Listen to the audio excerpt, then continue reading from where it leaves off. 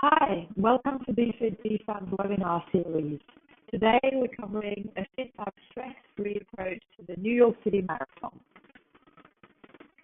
So my name is Steph, also known as Coach Steffi. I'm a certified professional health, fitness, wellness and nutrition coach. I've run 9 marathons, including 5 world majors, and 3 times the New York City Marathon. I work with a lot of runners, and I wanted to share my experience with you guys today so that you can also have a fantastic race and focus on your race and not on the pre-race details that you tend to stress out. Also worthily to note, I'm the founder of the Fitfab and thefitfab.com, which is an online platform where I offer in-person personal training services as well as virtual training for running, fitness, weight loss, and nutrition, of course. I also recently founded the Fitfab 40 group, which is dedicated to women aged 40 and above. Today, I'd like to focus on new runners and help you get to the start line and the finish strong, healthy, fit, and fabulous, and of course, stress-free. So here's what to expect today. Have you been finding yourself worried, feeling like you don't know how you're going to be able to run, like your head is spinning because you have so many questions? Well, worry no longer, you're in the right place. Today, we're going to cover what happens during the taper and some final race prep fine-tuning, how to get to the start line and how to handle the waiting for your start, and then we'll look at the core strategy. At the end of this webinar, you'll be able to feel confident about the stress-free New York City Marathon experience. So welcome to Taper Town, and let's take a quick look at what tapering means and race preparation. So tapering usually occurs up to 2 weeks, or maybe sometimes 10 days prior to the race. The tapering duration is really dependent on your training program, which if you have worked with a coach and with a private trainer, they will have designed a program specific to you and will have created a taper phase specific to your need and corresponding to your training. However, reducing that weekly mileage can leave you feeling a little stressed, moody, and irritable. It's normal. You've been running a ton. That's been a great outlet for any stress or any nerves, and now suddenly we're pulling back. So all that stress and those nerves are hitting you right where it hurts. So first of all, the first thing you need to be focusing on is your sleep, your recovery, nutrition, hydration, and your mobility. You've got to keep on moving. A little light cross training and maintaining some strength work is going to be key, and maybe some easy running, but nothing too strenuous. Let's first take a look at nutrition, hydration, and sleep. You want to be adapting your nutrition to your activity level. You run more, you eat more, you run less, you eat less. So you might want to be reducing a little bit what you're eating to avoid those taper pounds. However, you don't want to be under eating, okay? So this is where sometimes the help of a coach that specializes in nutrition can really help with that fine tuning. You want to be spreading your meals out throughout the day to avoid getting hungry, but you also want to make sure you don't overeat, okay? So you need to find that right balance. So listen to your body, try and tune in, and just try to think, okay, well, when I was running my peak mileage, I would have eaten all this food, but right now I'm really pulling back. So maybe I'm just going to reduce a little bit. You know, maybe I won't have that extra spoonful. I won't have the full bagel. I might just have a half bagel instead. Just adapt smartly. Eat clean. Super, super important. What you eat now is what is building your strength and your stamina for race day. It's what you're currently storing, okay? So this is going to be your fuel. It's really important that the quality of what you eat is good, because if it isn't, the quality of your output is not going to work. Great tips how to do this. Again, if you're working with someone who specializes in nutrition, they'll help you understand what eat clean means. So speak with your coach. Don't hesitate to ask questions. Drink a lot of water. Stay hydrated. I mean, we all know the famous adage, but again, as we run less, sometimes you might think we don't need to drink as much. Keep that hydration level up. Aim to get 8 to 9 hours of sleep each night. You're running less, so you have more time to rest. That's going to be really key, to rest the legs, rest the body, get some sleep. Even if you can't actually fall asleep earlier, just spending maybe 30 minutes or an hour extra each day with your feet up, reading a book or relaxing will do you a world of good for race day. Taking a look at mobility and flexibility. I've mentioned this. It's important to keep moving. You want your body to feel sharp and fresh on race day. So depending on what your plan is like, maybe your coach has thrown in a gentle, easy set of intervals or an easy tempo session. You really don't want to skip those because those will help you stay sharp, but you also don't want to overdo those because those could also wear you out. So again, speak with your coach, find that right balance. A 20 to 30 minute easy elliptical or a bike ride or some rowing is a great way to keep you race ready without burning your body out and without overrunning. If you've had a few injuries or some niggles, now is a good time to stay off the run, but instead do some cross training. Of course, foam rolling and stretching should be part of your daily routine, but don't overdo it. You want to keep it smooth. If you feel you have a knot or you need some deeper work, go and see a specialist. The last thing you want to do is hurt yourself or damage your body because you're not too sure what you're doing. So refer to a masseuse, refer to a physical therapist who will know exactly how to handle that tight knot and loosen things up. A hot Epsom bath is also a great way to relax and a great way to loosen those muscles. You can also add a few essential oils, which will of course help smoothen everything. And finally, you might want to work on some of your warm-up drills. So taking 5 to 10 minutes to work on some high knees, some butt kicks, some quick feet, and a handful of body weight moves, doing a little bit of core work. Nothing, again, too excessive, just to keep that turnover, just to keep that connection with the ground and that connection with your body going. Okay? All right. Let's take a look at race day and getting to the start, and as well as what to bring to the start village. First up, transport. Back in July, you would have selected transport, either the ferry or the bus. If you didn't, you'll have been automatically appointed one. If you don't know what that is, go into your NYRR account, check out races, New York Marathon and race details, and have a look at the baggage transportation options. It will be written there what has been appointed to you or what you selected in case you've forgotten. Now, here's the recommendation. If you really want to stick to what's in there, there's over 50,000 runners that have to get from Manhattan and the other boroughs into Staten Island start line. If you start switching around, asking for splits, or if you start switching things around without checking things at Expo, you might find yourself or someone missing out, and you don't want that someone to be you. So respect your appointed time. It will help you be stress-free. If you have additional questions, there are plenty of information spots at Expo before the marathon where you'll be able to ask all your questions. Also reach out to the New York Roadrunners. They run this event like clockwork. They know exactly every single answer to every single question. So don't be afraid to ask when you're at Expo. All right, what happens when you get to the start? You're going to get off a bus no matter what, whether you've taken the ferry or you took the bus from Midtown. There's going to be a bus because there'll be a little bus taking you from the ferry terminal in Staten Island to the start line. As soon as you get off the bus, you're going to be in a line, and this is to go through the security checkpoints. Keep it simple. Have all your electronics in a small Ziploc and have all your fueling in a small Ziploc, and then just put everything in the big transparent bag that has been given to you when you went to pick up your race packet. Have only marathon race bags. Don't bring any other bags. They'll be confiscated and taken away from you, and this is just going to be an additional source of stress. So just focus on having one marathon race bag for the start village. Head over to your start village color, and yes, of course, you can move around from village to village as long as you go to your corresponding start corral. That's fine.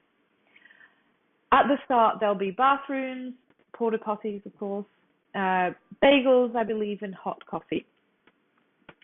Don't count too much on hot coffee and bagels. Again, there's 50,000 runners and more. There might not be enough for everybody. So come prepared, and sometimes bringing your own food actually helps and is better. You'll take the opportunity to do a gentle warm-up, some stretching, maybe some breathing exercises, relax, make new friends, made it to the start line, and that's a huge bit of the hardest work to be done. Now, let's take a look at what to bring at the start. Here's a little checklist for you. Of course, you're going to bring your running gear, your bib, and your fueling supplies for the race. Breakfast or whatever pre-run snack you've been using in training, remember nothing new on race day. I personally have part of my breakfast before I leave home, and then I have the rest when I reach the start village, or my second breakfast. You might want to bring a blanket or a trash bag to sit on, so you can sit on the ground whilst you're waiting, or lie down, or stretch. Bring some extra clothing to keep you warm, and think extreme. It can be really cold in Staten Island. It's also quite damp, so think something waterproof. One of the things I like to do is I take some trash bags and I cut them open. I stick them together with some tape so that I have got like a nice square shape size seat. And then I can throw on top of that the blanket. So that way the blanket doesn't get damp even in case the floor is still a little bit wet or damp. I also bring a heat sheet. You have heat sheets from previous races. You can also buy some heat sheets at Expo from some of the booths, and you can buy them from a lot of the sports shops, particularly those that specialize in mountaineering. You might be waiting for 4 hours on that start line, so bringing extra clothing is really key and important. Bring on some layers. I always recommend, 2 weeks out of the marathon, you want to start collecting things that you will be able to get rid of. Don't hesitate to ask some of your friends, your family, your neighbors, hey, do you have any clothes you want to give out as donations? People are usually at this time of year doing a switch in their wardrobe between their summer and their winter clothes. They might be doing a little bit of sorting out. They might be happy to hand something to you. NYRR is great at collecting all those clothes and giving them over to a charity afterwards. So it doesn't go to waste. It's not as if you're throwing something out, and you're doing something good. Bring toilet paper. Porta potties don't come equipped with toilet paper, so bring your own TP. Bring some hand wipes and hand sanitizer. There's nowhere to wash hands, so if that's something important for you, bring them. You may want to bring some extra Vaseline just in case you need to do some final touches, or if it's very cold, to put a little bit on your face to protect your face from the cold. Tissues, of course, are always useful. Water and maybe a flask with your usual pre-race warm drink can be a great idea too. What I love to do, I take about somewhere between $30 and $50, and I say this is going to be my donation money to charity. And I go to Kmart or to a fairly cheap store, and I buy a couple of things that I'm going to need, such as an extra blanket to sit on, a flask so I can bring my own coffee because I like my own coffee and I like to drink the same that I've been training with. I don't want a new type of coffee, which I don't know how my stomach is going to react. But again, that's special to me because I do have a sensitive stomach. And then I might buy a cardigan or a jumper or a spare pair of socks, or, just create a combination with what I have. Again, if you have questions about this, don't hesitate to email me. I'm happy to send you a checklist too. All right, let's move on to what you've all been waiting for, the course and some tips to tackle it. I've spent some time typing into the slides most of the information, so feel free to press pause and read as well as you listen. That way it will help you memorize things better.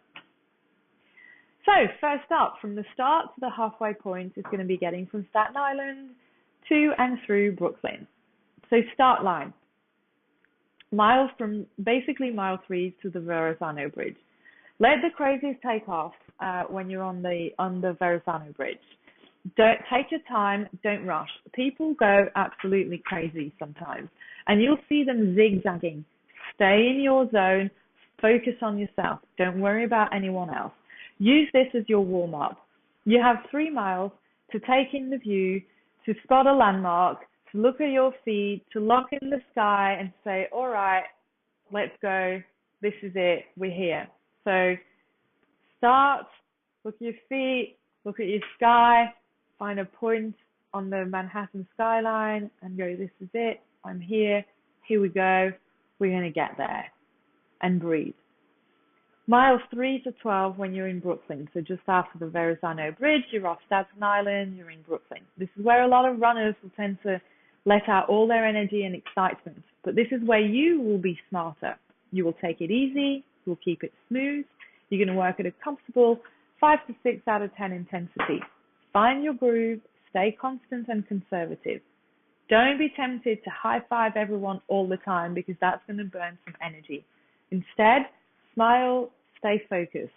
You know what we say? The marathon is like a 20-mile warm-up for a 6.2-mile race. So it's 20 miles of warming up, 10K race.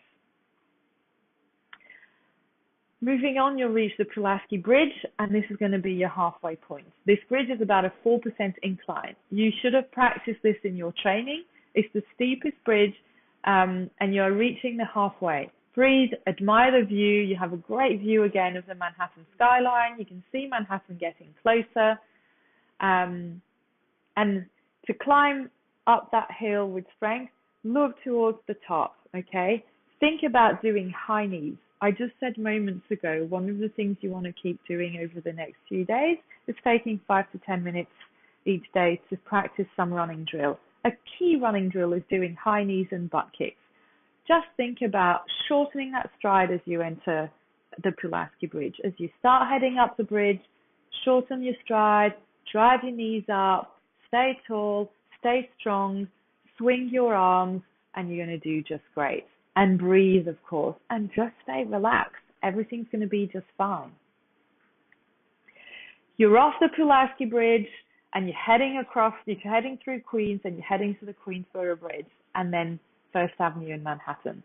From Pulaski to Queensboro, this is a great time to recenter yourself and maybe refuel again, all right? You should have already refueled between the Verrazano and the Pulaski Bridge. As you cross Queensboro Bridge, take the opportunity to get into a deep meditative state that the tunnel brings upon you. You know, this is where there's not going to be any spectators. It's just going to be runners. But it's an absolute beautiful feeling to be there, crossing that bridge. Think about the journey you've come from and the journey that's ahead of you. Whilst this bridge has really a bad rep, it's a great opportunity to check in with yourself. Take a moment. You've just run through 3 boroughs and you're heading into Manhattan. You're well over the halfway point, yet there's still a journey to be accomplished and we still have some work to do, but you're doing just great. Breathe. As you exit Queensboro and you enter First Avenue, wow, this is where the crowds will give you the feeling of Usain Bolt running for gold. But hold back, okay? Save that energy. Don't go out crazy again. The terrain is steep downhill, and you might be tempted to take off. Again, this is another time to let the crazies take off and remain conservative because First Avenue is long and you want to tackle it right. Stick to your groove. Remember how you felt in Brooklyn? That's how I want you to feel again, okay? Just stay focused. First Avenue is also slightly downhill, so it should feel a little bit easier and more comfortable, yet at the same time, we're starting to enter those harder miles, okay? So you're just going to maintain that 6 out of 10 of intensity in terms of effort level, okay? Cool, calm, collected, smile, breathe, you're doing just great. Heading over to mile 20, the Willis Bridge and the Bronx. This is another steepish bridge, but it's quite short. Similar to Pulaski, again, those interval trainings or those hill trainings will have helped you. If you've listened to the advice so far, you will have remained conservative. You should feel maybe a little fatigued, but still fairly fresh. Once you're over the bridge, take the opportunity to use the Bronx as the borough to refuel again. You're going to need this for the last miles, okay? Remember what I said earlier. The marathon is a 20-mile warm-up for a 10K race. In the marathon world, there's an old saying that when you hit mile 20 or the 32-kilometer mark, it's time to go to work. Because now is the time that all this training is going to come together and shine through. All the preparation, everything you've worked on is now all going to come together and you're going to be able to do this. You're heading to that finish line strong. You're heading, whether it's your first finish line, whether you're trying to beat your personal time, Whatever it is, you're going for it. So now is the time to start letting those dogs out and start working on an 8 out of 10 intensity. Focus on why you're here. That finish line is going to be yours, but you've got to stay focused. This is where the mental game and the physical game really start coming together. All right, the second part of Manhattan, Harlem, Fifth Avenue, and Central Park. First up, you come out of the Bronx, you cross the Harlem River, you come across you go across and around Marcus Garvey Park. You still should feel the benefits of refueling in the Bronx. You're about to hit Fifth Avenue, and now Fifth Avenue is a little tricky because unless you've run up Fifth Avenue, you actually don't realize that Fifth Avenue is on a little bit of an incline. It is slightly uphill. It's almost like on a constant 2% incline. At 90th Street, you're going to be turning right to enter Central Park. Be prepared for what awaits at mile 23. There's a set of rolling hills. It's going to be up and down, okay? So focus on what comes up must come down. And when you've come down and you go back up, use the momentum. What comes up must come down as you're going up for that strength. As you come down, let it roll, let it roll, let it roll. As you come off that downhill, use the momentum and keep it. This is going to recharge energy. This is how you almost recycle energy in your body. It's necessary at this stage of the marathon. Also, the last 3 to 4 miles of a marathon are all down to the arms. So really important. Instead of focusing on your legs, focus on your arms.